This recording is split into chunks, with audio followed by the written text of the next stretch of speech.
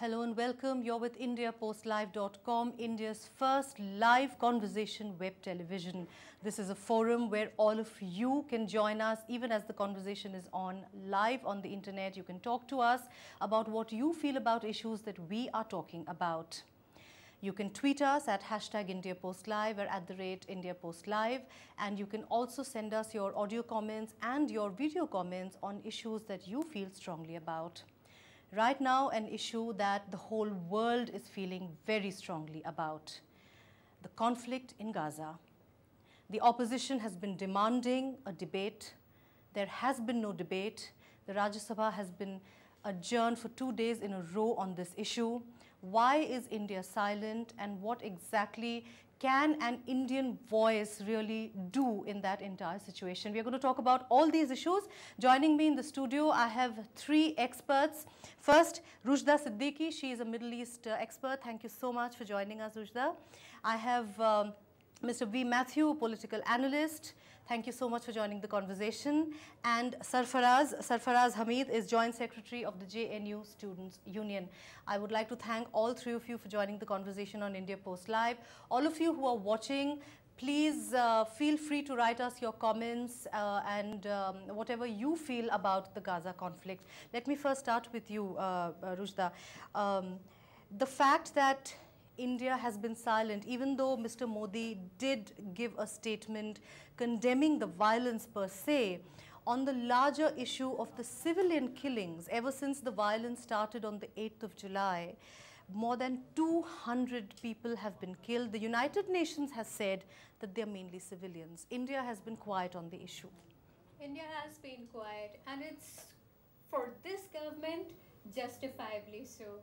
It doesn't want to take a stand. Why is that? It's a government which is looking for a sort of neutrality. It's the Foreign Service of India, which has a brilliant track record. The Foreign Service of India has, from the time the partition of Palestine was started, it's been opposed to that. It's been there as the major supporter of Palestine. After 2000, when all the wars became Israel-Palestine wars, the Gaza war, what you see today, is essentially an Israel-Palestine war. Yes. And India has been strongly trying to make sure that these don't take place. Or if the Goldstone report can come forward, it can be implemented, it does get implemented. But it is the government of India right now, what you're seeing as the political leadership, that for purely ideological reasons is going to side with, being either very quiet or with Israel. But do you think that is in India's interest really to keep mum on the issue? Of course, when it comes to dependence on Israel, when it comes to arms, when it comes to defense equipment, when it comes to technology, when it comes to agriculture, we have very strong ties with Israel. But traditionally, India also needs the support of the Arab world when it comes to energy issues. So what kind of a stand do you think India needs to take, and why is it mum? I don't think, the Indian government, as you rightly pointed out, has a long-standing relationship, at least post-1991, ever since Narasimha Rao opened the first consulate in India, yes. The Israeli consulate in India. We have a long-standing relationship with Israel, and it has stood the test of time for the last at least 20-25 years. I mean, this hypocrisy must end, of not recognizing Israel. And if you look at it historically, there was no country called Palestine ever. There was no country called Palestine. I mean, prior to the British mandate, there was the Ottoman Empire. And prior to that, you see, the Palestinians are foreign colonialists. They are squatters on the land. And they are squatters on the land of Israel. So, there was no such thing as Palestine ever. Okay. You look at it historically. And then, except for the Middle East, you see, if you look at it historically, winners get to write history, except in the Middle East. In the Middle East, losers get to write history. And who are the losers here? I'll give you an example. If you go to Cairo, for example, there is a massive museum which commemorates the victory of Egypt over Israel in the 1967 war. A small example. When the whole world knows, when President Nasser of Egypt was talking on Cairo radio how the sons of apes and pigs have been thrown into the Mediterranean Sea during the 67 war, Cairo radio was bombed even as he was speaking. So I mean, how can except this is very, very strange, how the loser's narrative gets so much importance in the Middle East. It's amazing. Okay, let me get Sarfaraz's opening views on this. Sarfaraz, what do you have to say? Let me start with the fact that killings cannot be justified at any cost. And why India is silent? Because India is the largest dealer in arms when it comes to Israel. And India has been historically partnered with Israel and also ideologically supported Israel. And when the people of Israel and Palestine, both they wanted two-nation theory, that both nations should be recognized. But right now, Israel is the only country in this world which has which does not define its boundary. The UN recognizes it, but they are the ever expanding country of the world, and nobody is bothered. In fact, the UN, the Arab League, and other organizations which were created. The Arab League too had been quiet on this issue. Yeah, Arab League on is the conflict. too quiet on the issue. 2-3 days back, Egypt intervened, and there was a sort of rumor that these bombings will be stopped. But both of them have refuted it now. All right, let me bring in our online guest now. We have Gideon Ariel. He joins us from Israel, from Malihiva. He's an independent spokesperson for Israel Affairs. Gideon, thank you so much for joining IndiaPostLive.com. Welcome to the conversation, sir. Pleasure to be here. I hope you can hear me okay. I can hear you just fine. Give us your point of view and tell us what you think about India's stand on the issue. India has, of course, the Prime Minister has issued a statement which we will be, showing you shortly. But initially, your opening comments on the entire conflict and your position as far as India is concerned, sir.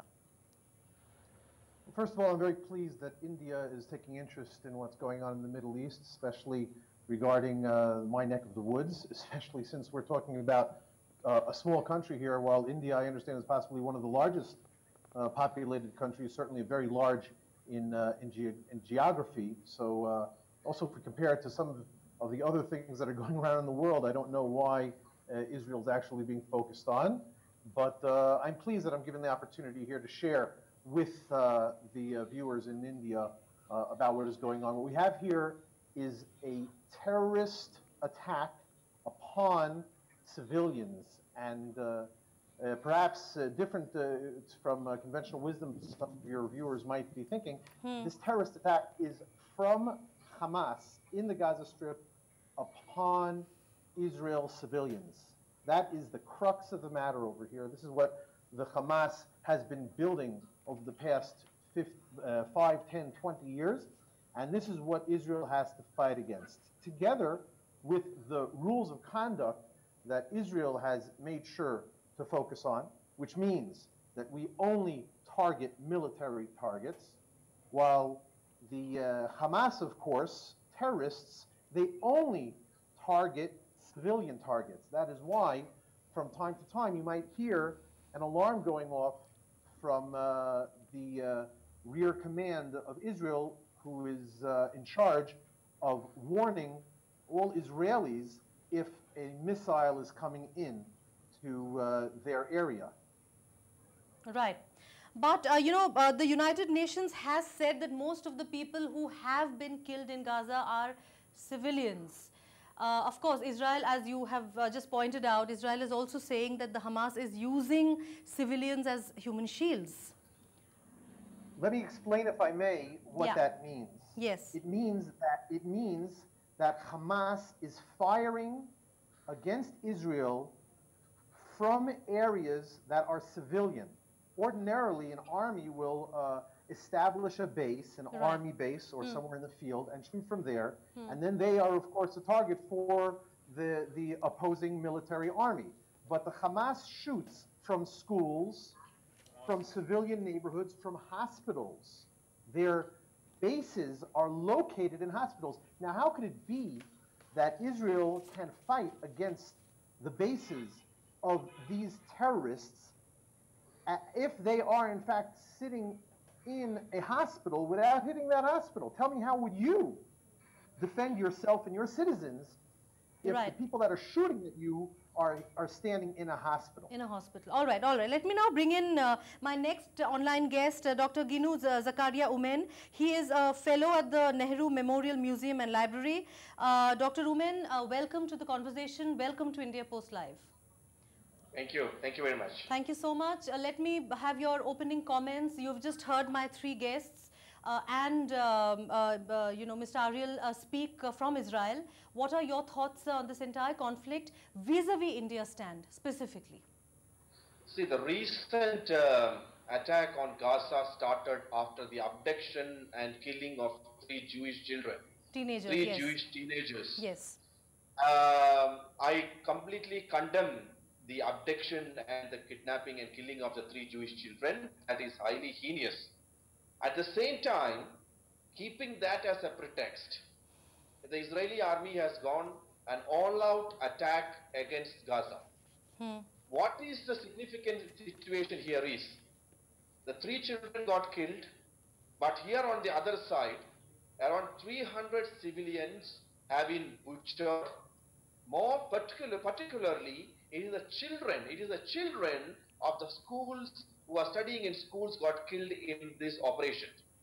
What is on Israel's terminology is a collective punishment. What an extremist element is doing, or what Hamas is doing, for that you cannot take the entire Palestinian civilians responsible for what exactly is happening. What is happening here is quite atrocious, that all the mistakes that have been committed by the extremist elements, the poor civilians, the unarmed civilians have been completely taken responsible, and they have to face the brunt of the whole conflict. Number one. Number two, as far as the Indian situation is concerned, in the Indian, there is a conflict in the parliament whether to have a debate on this particular issue in the parliament or not. But this is actually a crime against humanity. This is actually a major war crime which is happening in one part of the country. So therefore, India, as one of the important countries in the international scenario, has the moral authority to intervene, to debate, discuss, and respond to this particular situation. All right.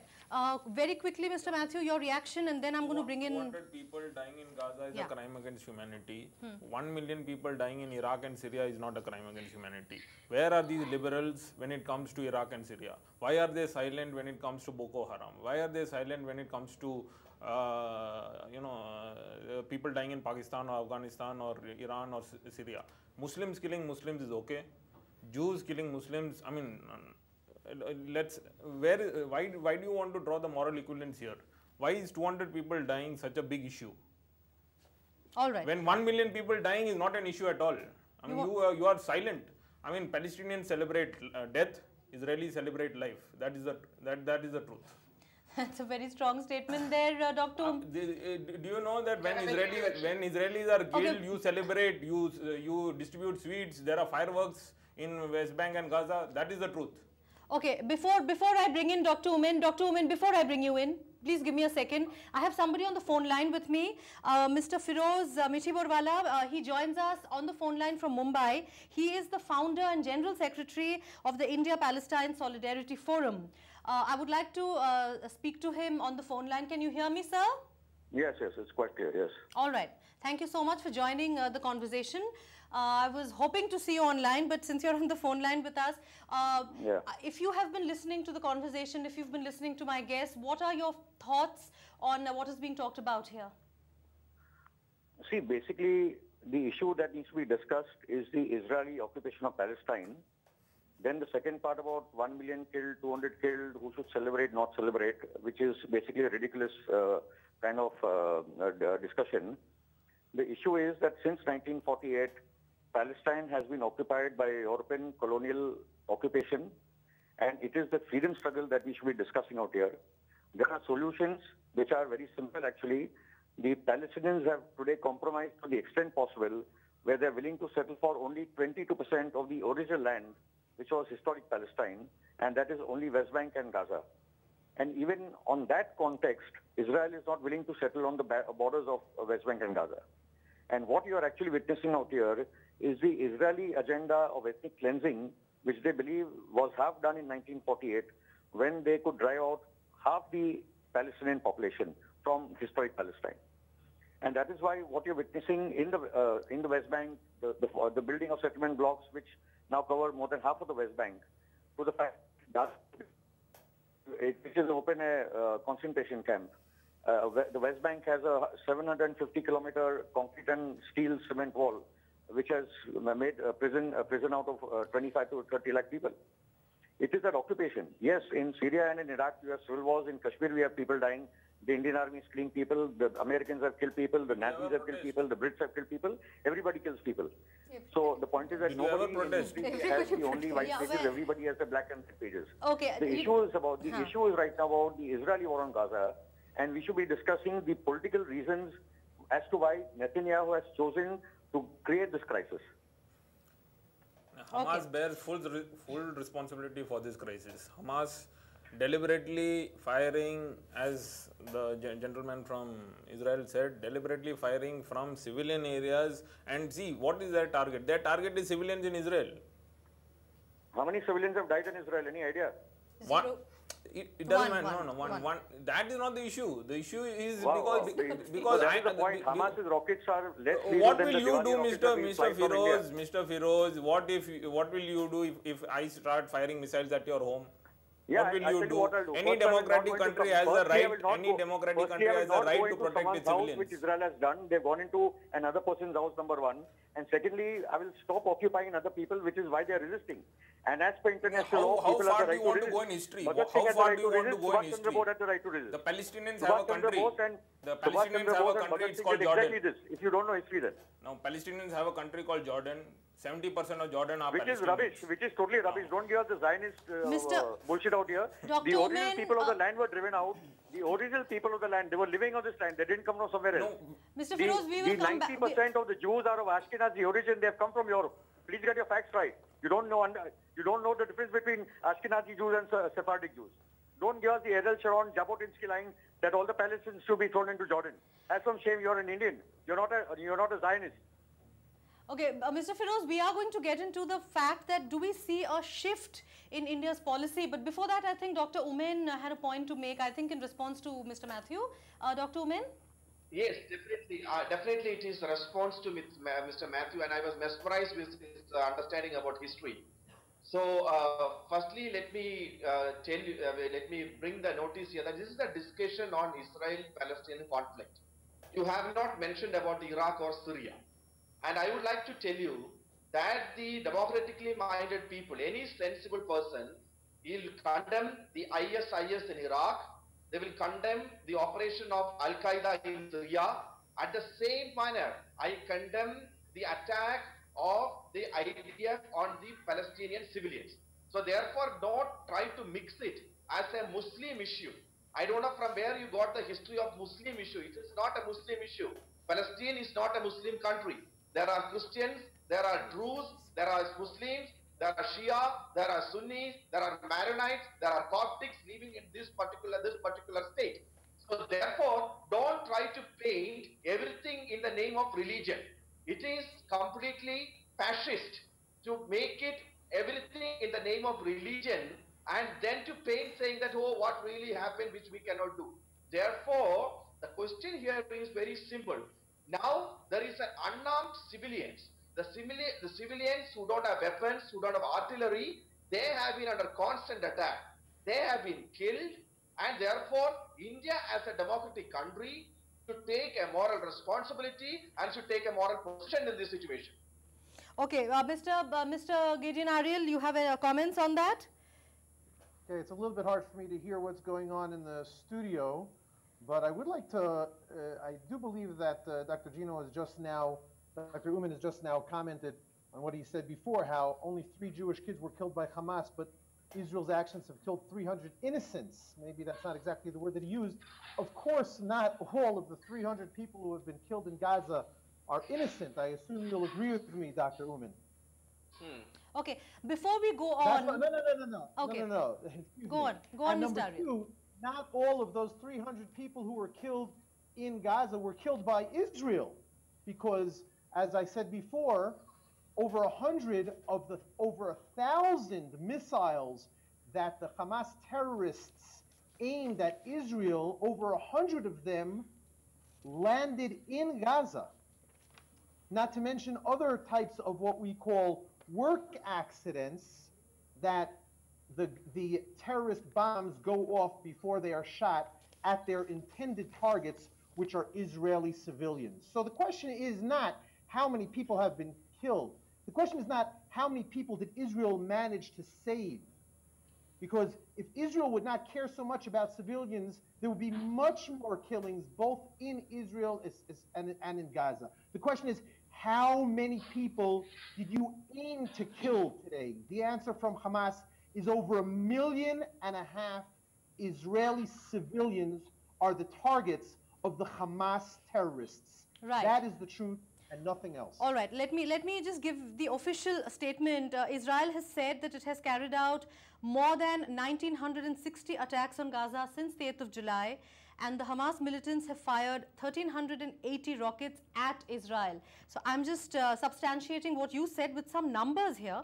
However, of course, the United Nations has said that 1,370 homes have been destroyed in Gaza and 18,000 people have been displaced in the recent hostilities. While we are there, I would quickly like to get some video comments. Mr. Ariel, please let me quickly get some video comments that have come in. Again, from both the sides, we have a lot of voices, Mr. Gideon. I know all of you are very strongly placed in whatever you're saying, but we have lots of voices from all over the world, and India Post Live aims to bring all of them together. So please bear with me.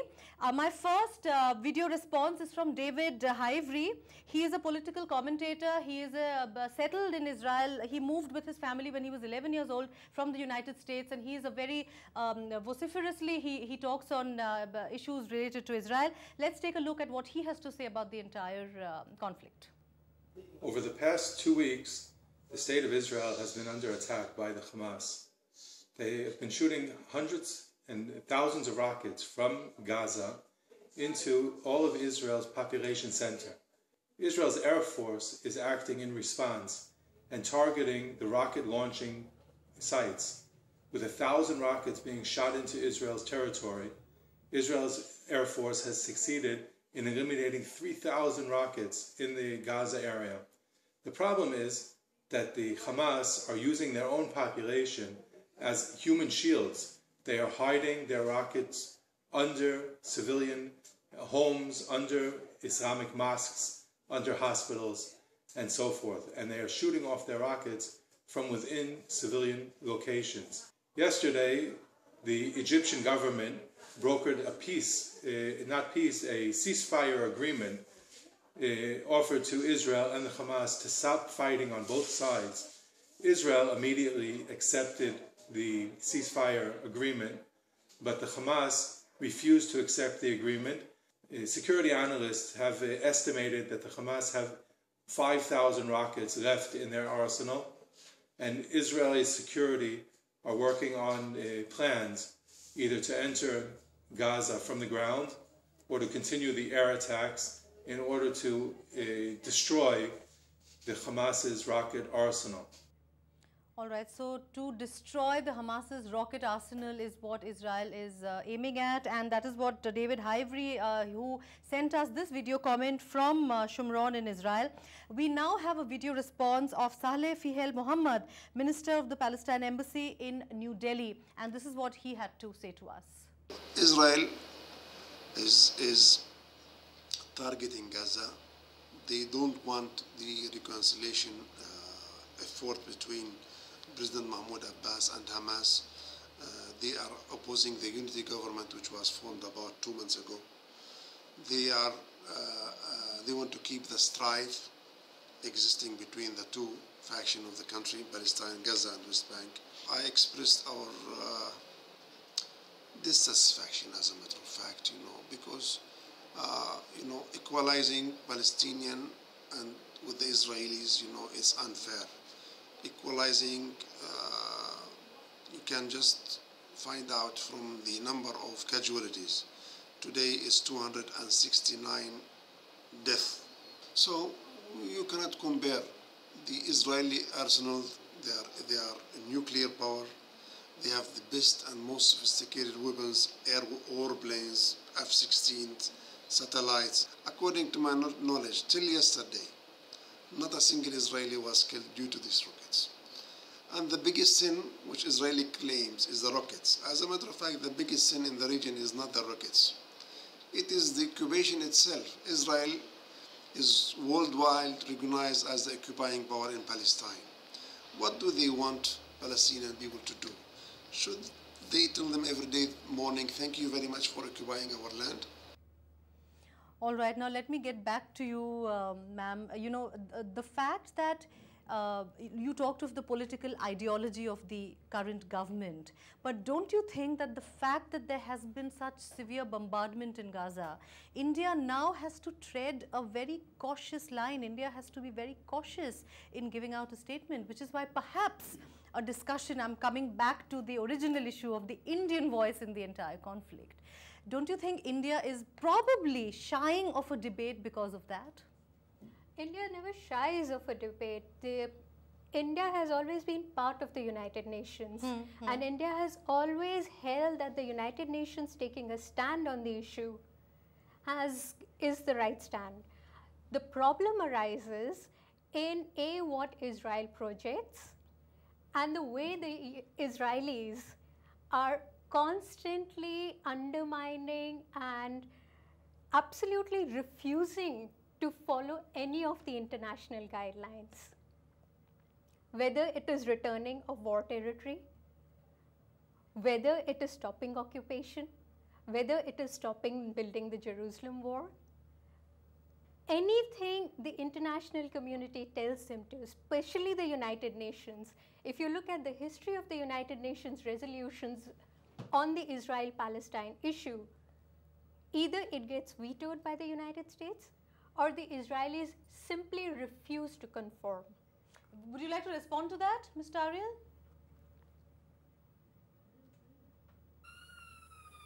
As you might have heard, there was another incoming missile from Gaza. I was unable to hear. Can you repeat what she said?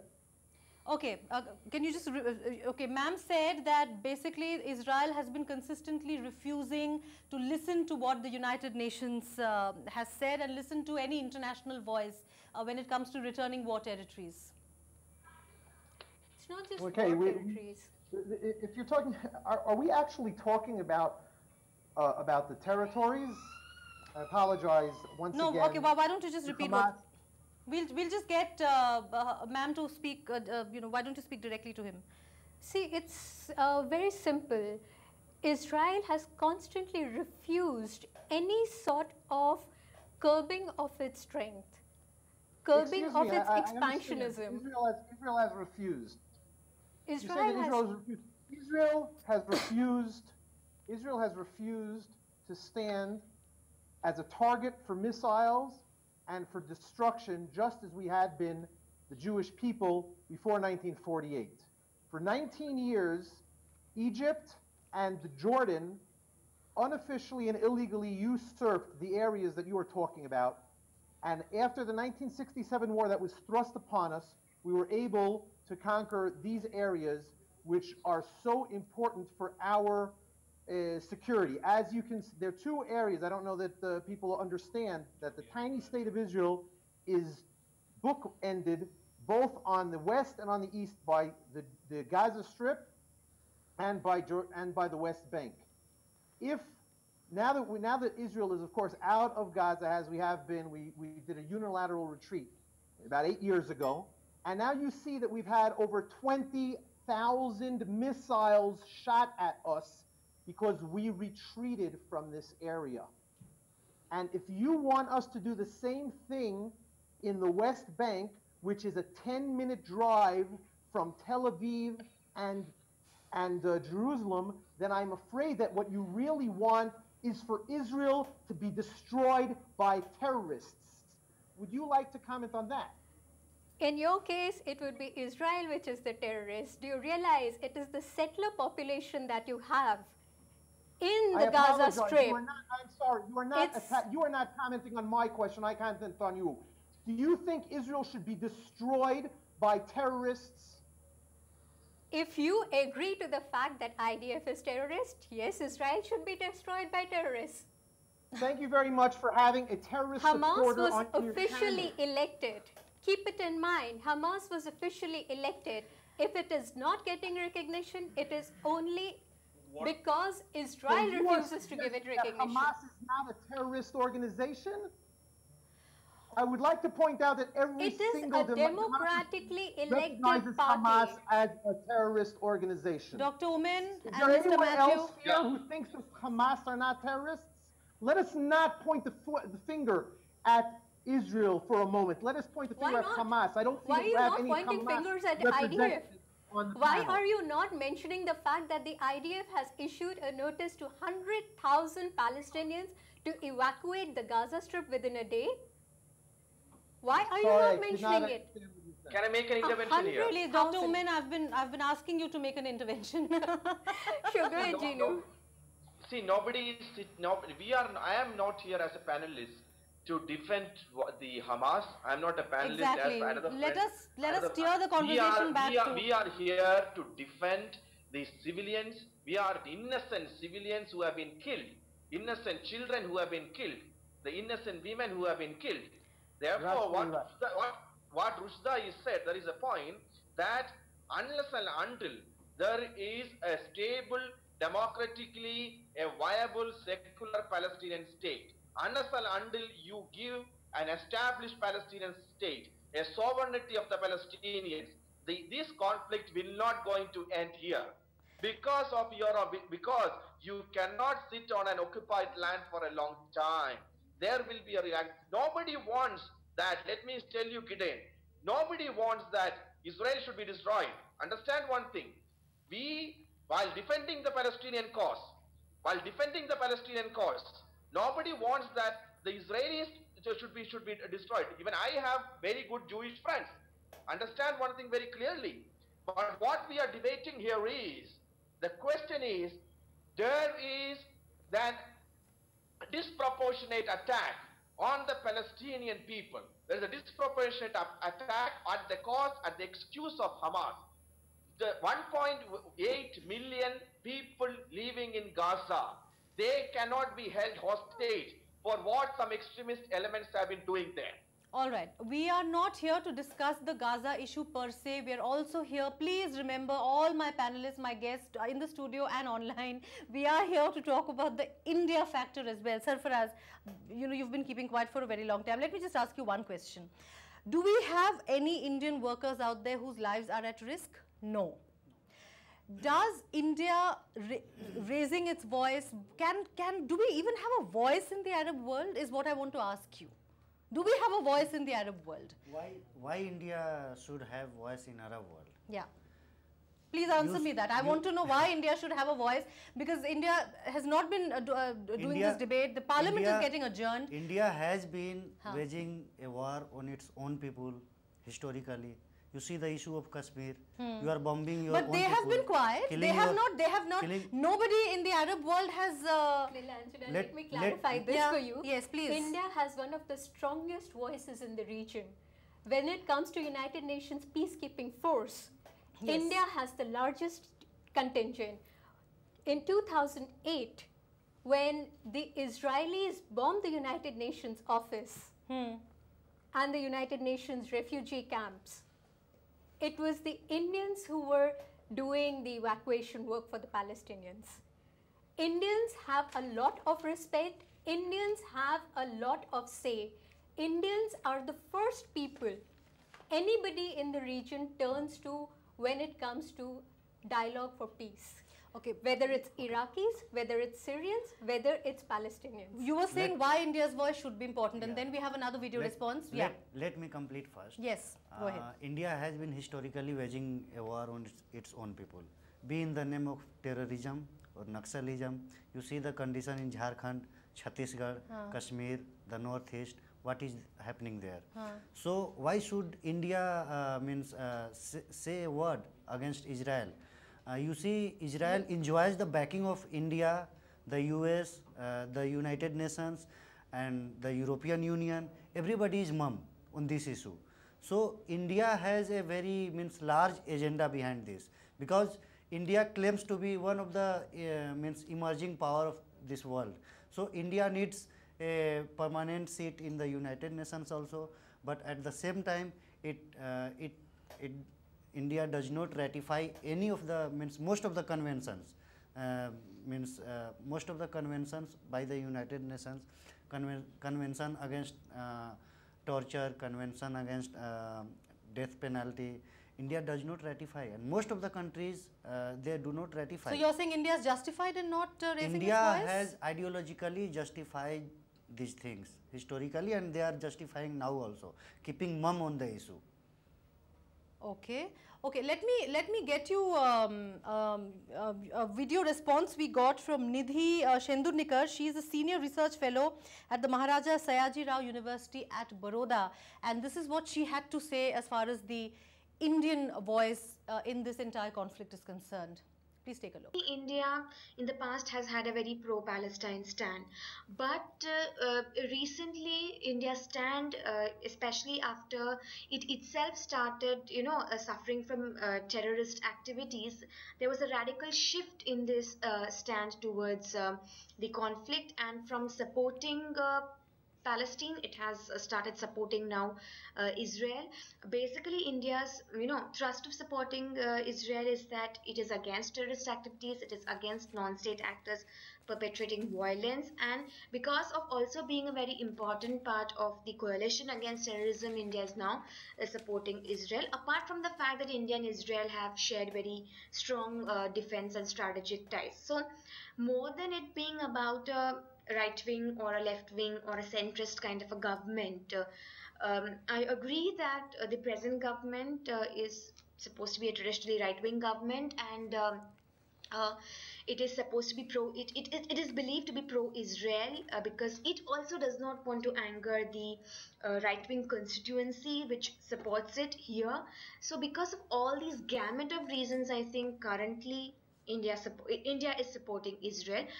I really don't think so. If it was, say, a Congress government or a BJP government, there would have been much difference in stance, because the sharing of warm ties with Israel by India started actually under the Congress government. All right, so that was a response from a senior research fellow from Baroda, Nidhi Shendurnikar. Okay, Mr. Firoz is still on the phone line with us. Mr. Firoz, thank you so much for staying with us online. Many experts say that India should not really get into the quagmire of the Arab politics. It's a huge mess. Do you agree with that? Do you think India should raise its voice on this issue?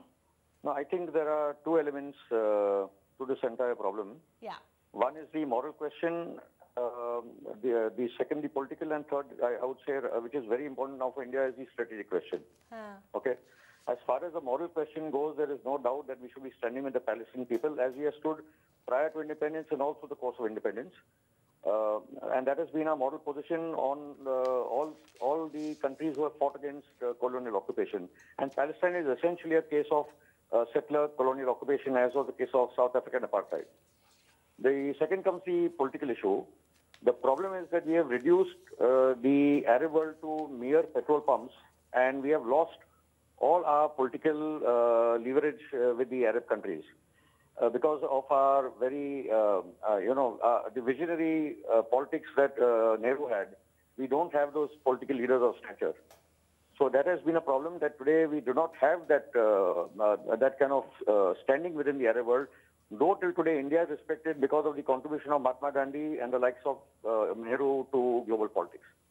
Now, third, coming to the strategic issue, I think the most of the, I don't know if the panelists are aware, but there is, in the rise of the ISIS, the Islamic State for Iraq and Syria, America, Saudi Arabia, Qatar, and Israel have played a role. The training takes place in Jordan and Turkey, and more that ISIS rises in the region, this is going to spread hell for the Arab world into Afghanistan, into Pakistan, Russia, China, as well as India.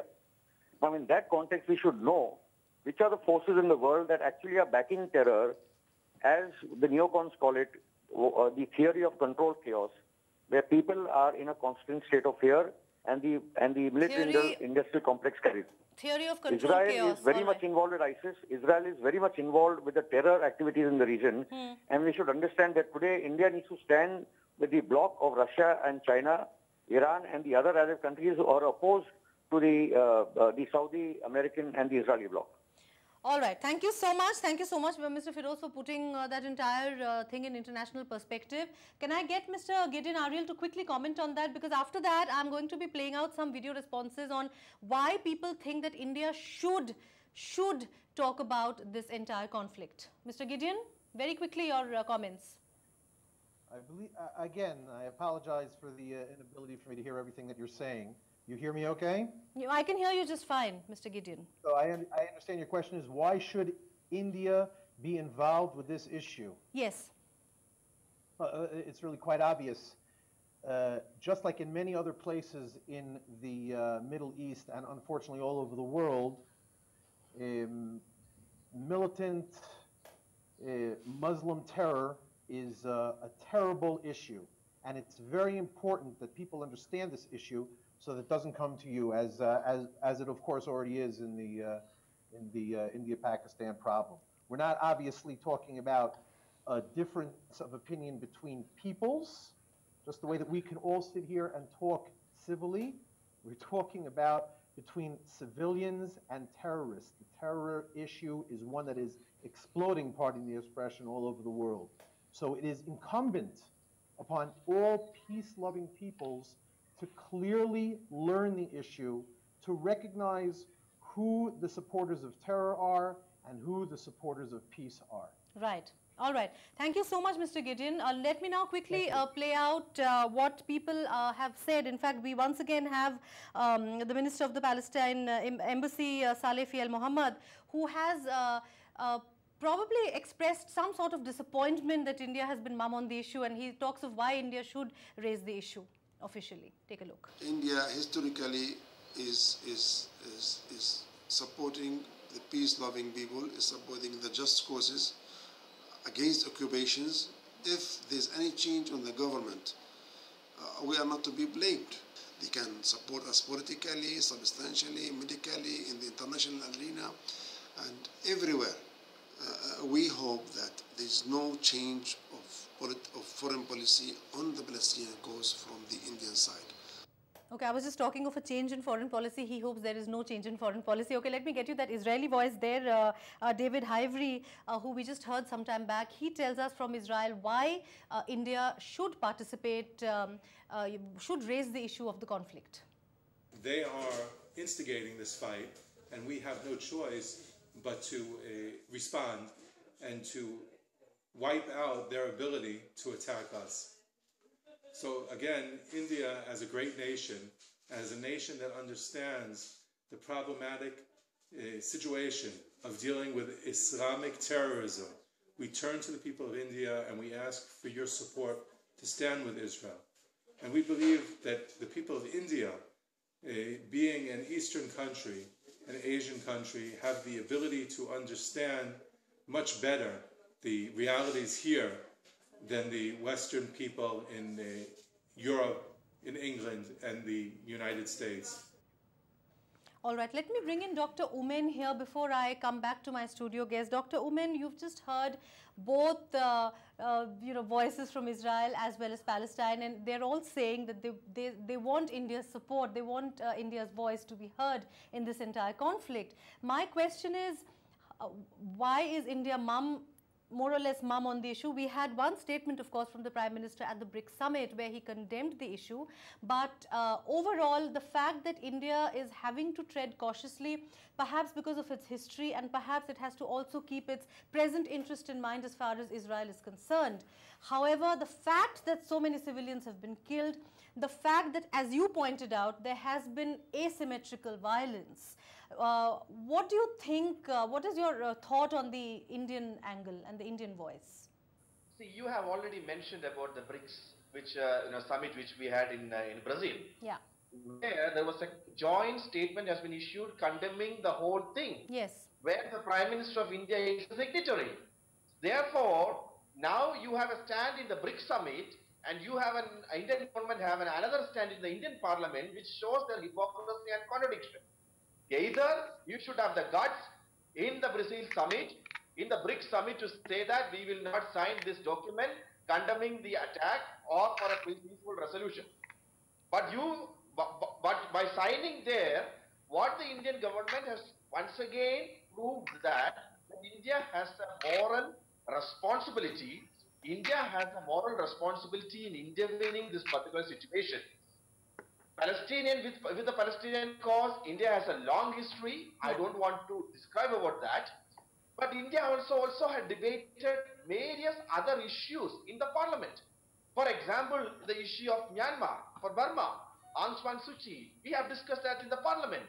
On the issue of killing of the innocent civilians in Sri Lanka, we have discussed that in the parliament. In the issue of Libya, we have discussed that in the parliament. So therefore, nothing will stop the Indian government to discuss in the parliament and to take an appropriate position. Why India should intervene? India should intervene because India as a neutral country, India a country with a democratic tradition, India with the largest democracy has certain weightage in the international scenario. Therefore, the India's voice will be heard in a most prominent position if India is intervening. All right. Thank you so much, Dr. Umen. Thank you so much for that. Mr. Matthew, Dr. Umen said that India is a neutral country. Sushma Swaraj has said that both the countries are friendly to India, and therefore a statement condemning any one side is wrong. Yes, see, India as a just, humane and moral society must support another just, humane and moral country like Israel. Okay, that point of view has not changed after all this, all right. See, Hamas, which was democratically elected for the last 7 years, instead of building critical infrastructure, instead of building, helping the hapless people of Palestine, what have they done? They have invested in arms from Iran. What have they done? Okay, let's take a look at where Israel stands right now. Please go on talking, Mr. Matthew. What Hamas has done is they have invested in terror infrastructure. What Hamas has done is, lavish lifestyles of their leaders is what they have invested in. And coming to the why India should support Israel rather than Palestine, when the 23 Arab states... No, but they are not saying anything. No, that is still fine. See, 23 Arab nations have abdicated their responsibility. What is the responsibility of the Arab League? Arab League and all the Arab countries, they have kept mum on this issue. Hamas has also raised points. There is no reason why we should... Hamas has also raised points on what they want, regarding a long-term truce. Yeah, they were talking about 10-year ceasefire. They are talking of a 10-year ceasefire. Rushda Siddiqui, let me come back to you. What are your final thoughts that, this entire conflict, of course, India, what does India do now except tread cautiously and keep mum? India, traditionally, I mean, if you leave it to the Foreign Office, they are experts at dealing with this. They have always known how to tread on the right path. They've always weighed the pros. We don't let it go political, is that what you're saying? If we let it go political, then you'll be caught in this debate. You realize the Indian Foreign Office is very aware of the fact that Palestine is the only country in the world which is not allowed to have its own armed forces. So anybody, even with a sling or with a knife, is considered a terrorist. He's an armed person. So Hamas, whether they have rockets, Palestine does not have an army. The attacks that you are seeing in Gaza are on the settlers.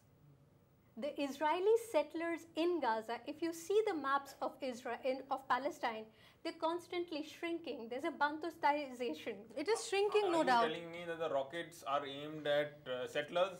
And the settlers, since they are Israelis. Once fired, exactly hit settlers and not normal civilians? Come on. Sarfaraz?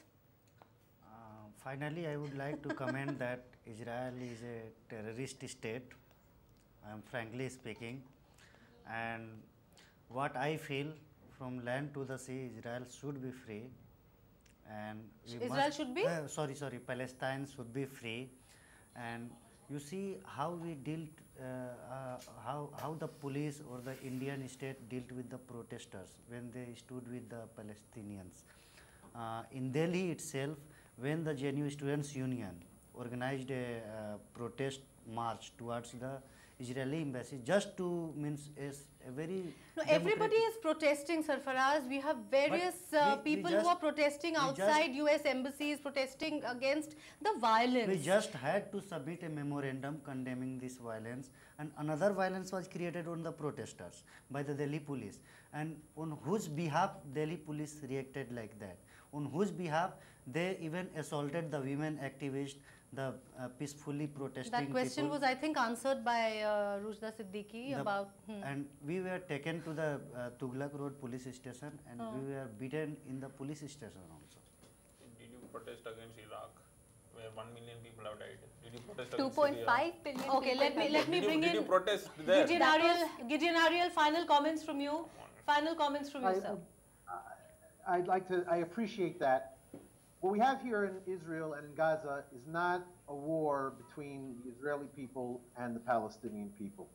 Israel is, believe it or not, is both trying to secure the security of the Israeli people as well as the innocent Palestinian people. The fight here is between the Israeli army and the Hamas terrorist organization. We will be the first ones, as you know, to take injured Palestinians from Gaza to our Israeli hospitals. I don't know how many injured Palestinians ended up in Indian hospitals, but some of the words that we're talking about here, as if settlers are the issue over here, it simply is just trying to push the talking points and not talking to the issue. The issue is, and this is something, the bottom line of this whole issue, is that there is a terrorist organization called Hamas, together with all of the other terrorist organizations around the world, as you can see on this map. This is Israel's neighborhood. This neighborhood, with all of these terror organizations, Israel is the beacon of democracy. And I appreciate that India, lovers of democracy, are taking care of this issue and following on the issue of the terror attacks against the Israeli and the Palestinian civilians. Thank you very much. Thank you so much, Mr. Ariel, for your insights, and we have to wrap up the conversation. Of course, the conflict goes on. It's been going on for so many years. I'm sure all of us have very strong thoughts on this issue, as Mr. Matthew did, as Dr. Umen did. I would like to thank, Dr. Umen, very quickly, we really don't have time. We have to wrap up. No. I just thought of making the final comment. Yeah. See, unless and until you have a viable, politically viable, democratically secular Palestinian state, the conflict is not going to end there, number one. Yeah. Number two, what is happening in Israel and Palestine, it is not against IDF versus Hamas. It is the IDF versus the poor, unarmed, helpless civilians. That is what I meant when I said it will continue. The debate will continue. Yes. All right. Let's also, before we wrap up, social media has been, again, like I said, just as all of you have been really strongly talking about this issue, social media has been very strongly talking about this issue, especially celebrities. We have lots of celebrities who have spoken out for Gaza and against the violence per se. Let's take a look at some of the things that celebrities have had to say on the issue. Let's quickly take a look. It's coming up on your screens right now. All right, Rihanna has said, let's pray for peace and a swift end to Israeli-Palestinian conflict. Is there any hope? All right, that's the NBA star, Dwight Howard. After a fan shared pictures of Gaza with him, he tweeted and then deleted the Palestine hashtag. All right. So people are active. Italy's goalkeeper, Bavman, showed his support for Palestine by tweeting Free Palestine. Hashtag Free Palestine.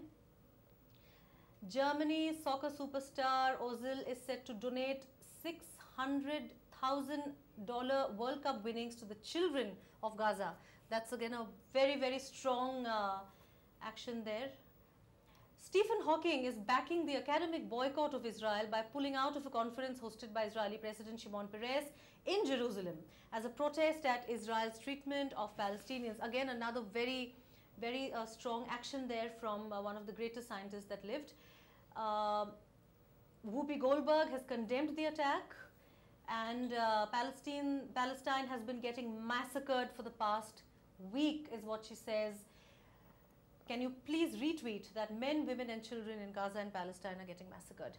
All right, so those are some of the things that celebrities have talked about. Very, very strong views, and the debate, of course, continues on IndiaPostLive.com through your audio comments, your video. Thank you so much, all of you, for reacting so positively and so actively to this story by sending us your video comments and also your tweets, which of course you can see on India Post Live, hashtag and @. And I would like to thank my online guests. I would like to thank Dr. Umain. I would like to thank Mr. Ariel. Thank you so much. Sarfaraz, Mr. Matthew, and of course Ms. Siddiqui. Thank you so much for joining the conversation, and keep watching. The conversation continues on IndiaPostLive.com.